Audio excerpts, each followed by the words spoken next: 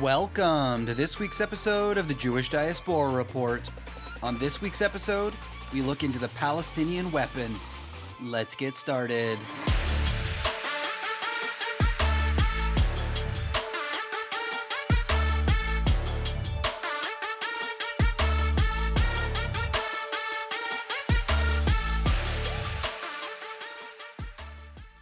The creation of a Palestinian state is only a means for continuing our struggle against the state of Israel for our Arab unity. Only for political and tactical reasons do we speak today about the existence of a Palestinian people, since Arab national interests demand that we posit the existence of a distinct Palestinian people to oppose Zionism. Yes, the existence of a separate Palestinian identity exists only for tactical reasons. These are the words of Zohir Moshin, a Palestinian Liberation Organization executive in the year 1977. Obviously, this clip was AI-generated voiceover. I apologize, because we don't really have a recording of him saying it, but it is still what he said. And what's really interesting about this statement is that back then, they were very clear about what the Palestinian Arab state was. It was literally a weapon to be used by the Arab world against the state of Israel. It was invented for the sole purpose of not creating a Palestinian state, but ensuring that a Jewish state is never made. And knowing this fact, or at least back then when we knew this fact, it's been sort of whitewashed from history at this point, to see the current events of a world claiming that they want to create a Palestinian state is incredibly ironic, because it is falling into the exact plan of the Arab world when they created the Palestinian Arabs. Most of my listeners probably have heard over the last few weeks all of these countries coming forward and saying that they're going to recognize a Palestinian state. And on this episode, I really want to tackle that because it is very important. You might find from listening to this podcast that it's pretty much meaningless, but important nonetheless. It is symbolic. It is intended by the Western world as a weapon and a threat against the Israeli state, which, not ironically, is the exact same thing the Palestinians were doing when they invented themselves, or their leadership did, in the 1960s. So we're going to go a little bit into the history of this statement of the Palestinian Arabs, and also this idea of statehood, but also focusing on what this actually means on the ground today. What are the drawbacks? What are the benefits? The idea of recognizing a Palestinian Arab state in whatever piece of land they consider the Palestinian Arab state isn't a new thing. Obviously, I'm not going to go into the history. You can listen to some of our other podcasts about the fact that a Palestinian state was never declared in 1948. Most people inaccurately believe that there was a Jewish state, the state of Israel, and a Palestinian state offered to each people in 1948 by the UN. However, if you look at the UN documents, it literally never mentions the Palestinians once, because they weren't Palestinians until the 1960s. It said an Arab state, which would have been those Arabs who lived in the land, and a Jewish state. But as most people know in the story, the Arab countries rejected the idea. The Arabs who now call themselves Palestinians absolutely rejected the idea, and they started a war, and they lost any piece of land that they were supposed to be given. The biggest irony here is the fact that the Palestinian Arab state, which supposedly they claim they wanted, could have been created in 1948, when Jordan took Judea and Samaria and called it the West Bank, and when Egypt took Gaza.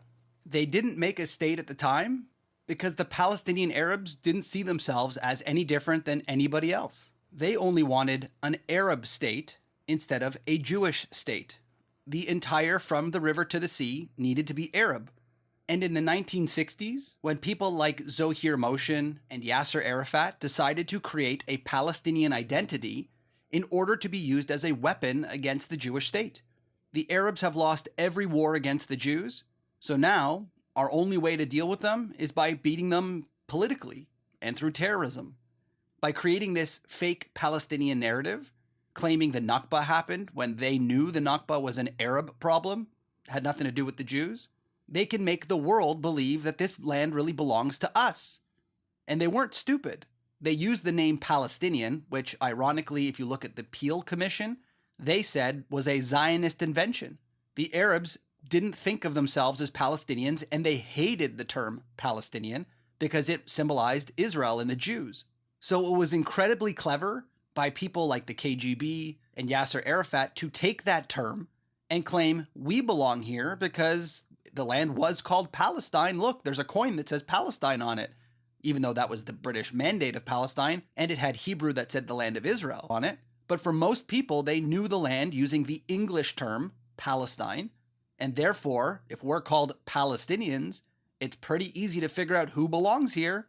And unfortunately, their PR really did work, thanks to Qatari money in American education and a lot of propaganda, because not only are people who are very stupid on the situation assuming Palestinians come from Palestine, ignoring the fact that Palestine never existed, you have world leaders now recognizing a Palestinian state, despite the fact that one was already created. It was called Jordan. I also want to take a second to point out the irony in the fact that we're all anti-colonization, anti-colonialism, Western people get out of other people's business. Meanwhile, we have European countries deciding where borders are and what countries are. Isn't that the definition of colonialism? I'm pretty sure this is how we got into the mess in the first place, with European colonizers deciding where Jewish and non-Jewish states should be. So for white European people to decide that Israel belongs here and Palestinians exist, it's kind of ironic. I hate to point out the hypocrisy here in the fact that it seems like colonialism is okay as long as it's creating states that you want, but if it's a state that you don't like, then it's colonialism and it's a problem. I can only assume that it was an accident. When the UK came out with their official declaration, Prime Minister Keir Starmer said the UK will recognize a Palestinian state in September unless Israel takes substantive steps to end the appalling situation in Gaza and reach a ceasefire. I'm not sure if he recognized what he was doing. He probably did. He meant it as a threat. But I don't think he recognized the fact that he is using the Palestinian state as a weapon against the Jewish state. You're clearly not saying that the Palestinian Arabs deserve a state, or that they are working towards a state, or that they have a credible pathway towards a state. You're simply saying, hey, Israel, I know you're winning this war. We don't like it. And if you don't stop, we're going to make a state for the Palestinians. That is a direct threat, and that is fulfilling what the PLO intended. That is a weapon to be wielded against the Israelis. You better not do this, or else we'll create a Palestinian state. How ridiculous of a concept is that? Not only is it stupid when it comes to the way they're treating Israel, but it's absolutely demeaning to the supposed Palestinian Arabs, who you claim deserve and need a state, but only apparently if Israel doesn't stop their war against Hamas. If Israel does stop the war against Hamas, apparently they don't deserve a state? This is the most asinine thing I've ever heard in my life. Thank goodness for the West that the Western useful idiots are so stupid that they don't recognize how stupid of a concept and an idea this is. And what's more funny about this idea is that the British and the French before them are not the first people to think about it. Spain actually did this in 2024. They recognized the Palestinian Arab state. Spain, unfortunately, has really fallen into the same problems that most of Europe has, and we'll talk about that in a second. But Spain decided to recognize a Palestinian state.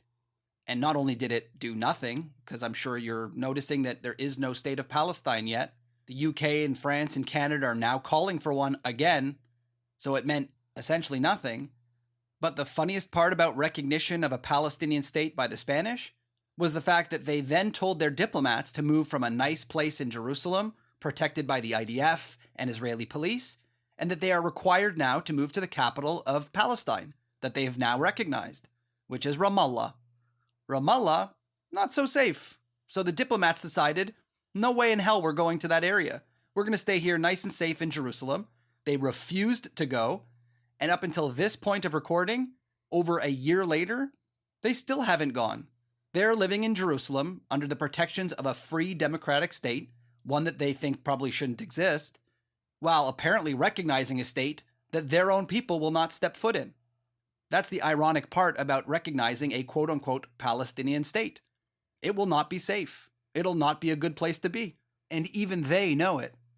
And in another recent turn of events, France, who also declared that they were going to recognize a Palestinian state, has recently been forced by a court to allow Gazans to come to France.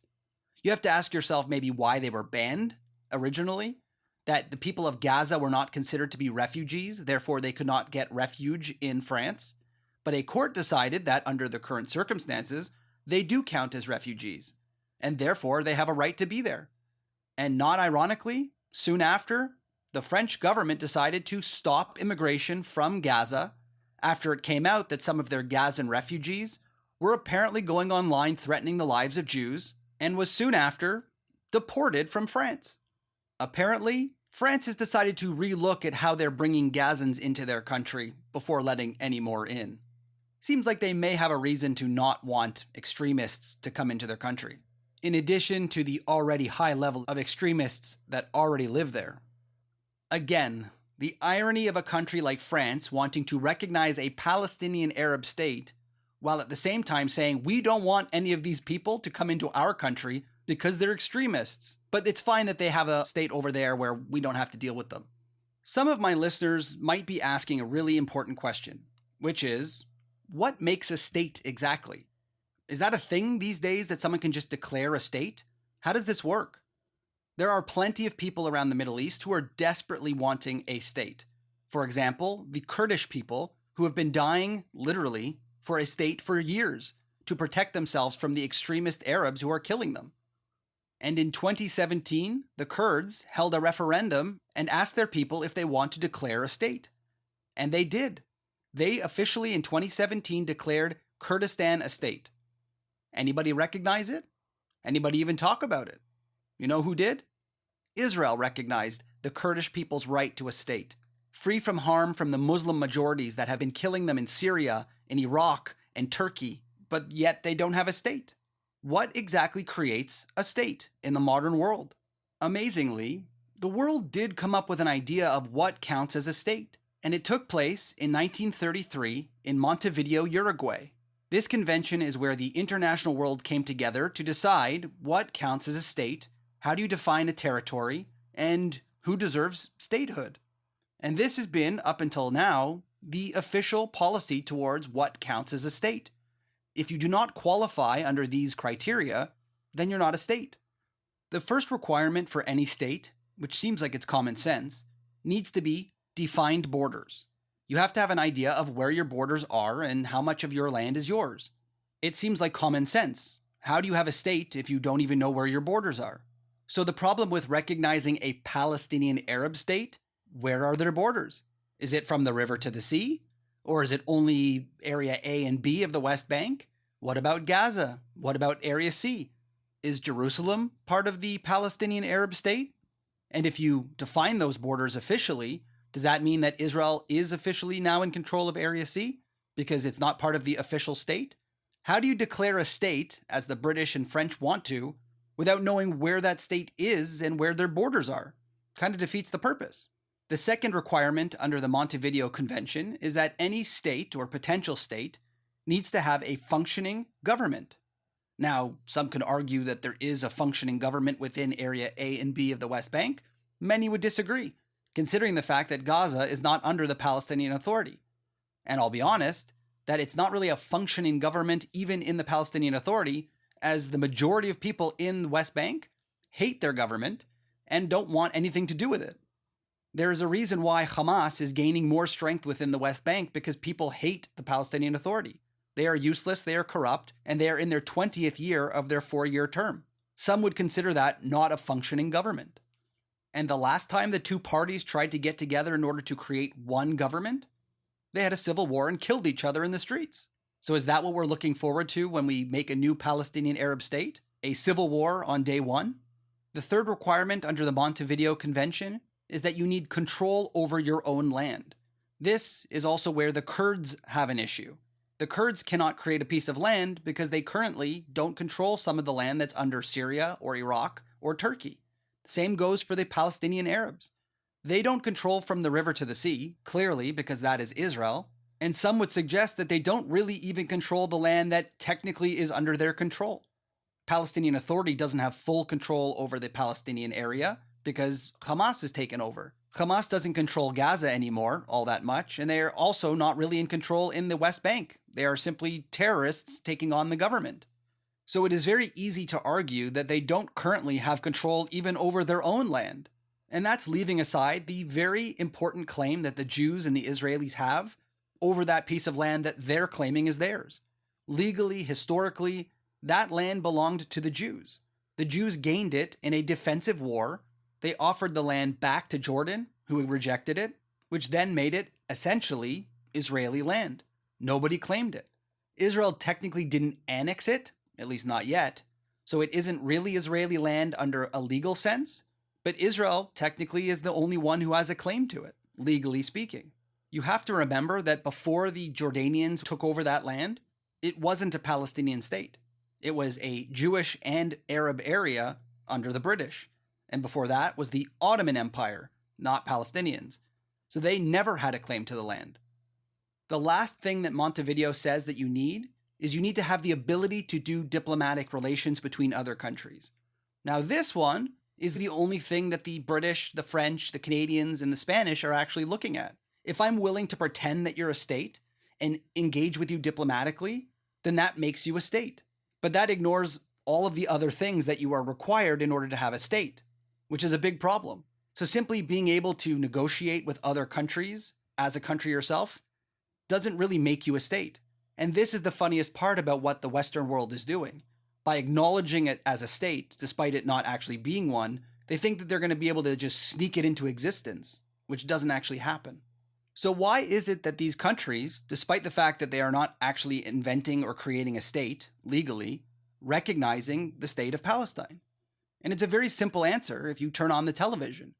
If you watch any mainstream television, you will notice Canada, France, the UK, and many other countries, Australia is apparently considering it, they're dealing with incredible amounts of anti-Israel and anti-Jewish hate on their streets.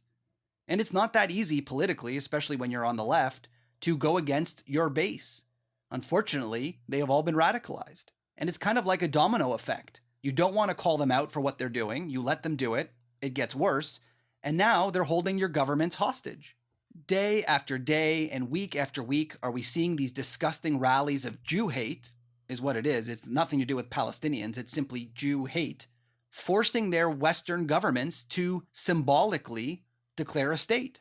It is almost as though they're holding these cities and these countries hostage, and you better do what we want, or else this violence will continue.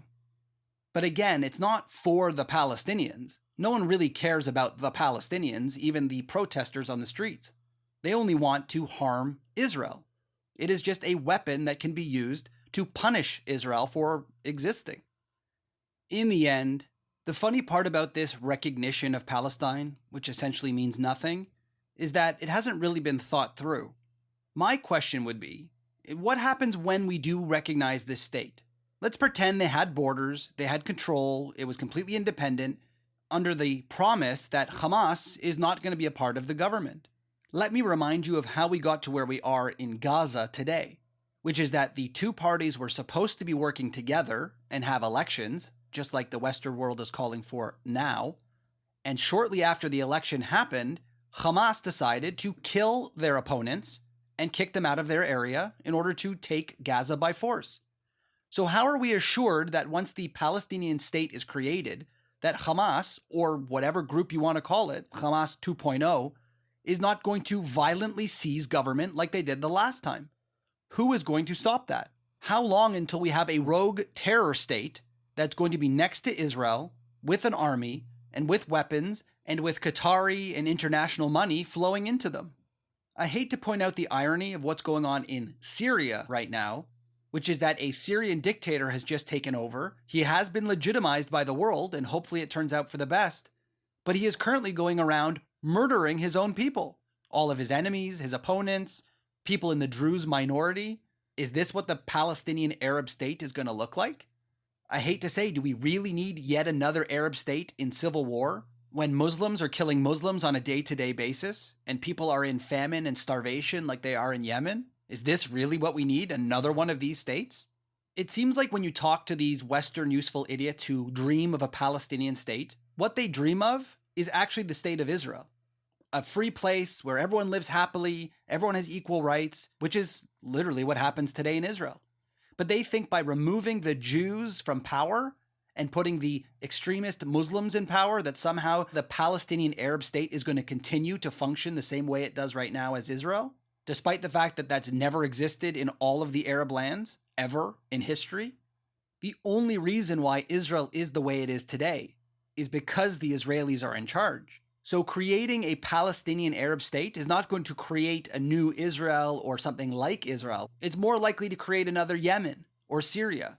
And the largest tragedy in all of this is hearing what Secretary of State Marco Rubio said about the recognition of the state of Palestine by France and other countries. Take a listen. Well, if you notice that the talks with Hamas fell apart on the day Macron made the unilateral decision that he's going to recognize a Palestinian state. And then you have other people come forward, other countries say, well, if there's not a ceasefire by September, we're going to recognize a Palestinian state. Well, if I'm Hamas, I basically conclude, let's not do a ceasefire, because we can be rewarded and we can claim it as a victory. So those messages, while largely symbolic in their minds, actually have made it harder to get peace and harder to achieve a deal with Hamas. They feel emboldened. The international world is not only rewarding Hamas for what they're doing, but they're using the Palestinian Arabs and the Palestinian state as a weapon against the state of Israel, just like Zuhir Motion and the PLO originally intended. This has been another episode of the Jewish Diaspora Report. Don't forget to check us out on social media at jdr.podcast and check out some of our other episodes on your favorite podcast source. We'll see you next time.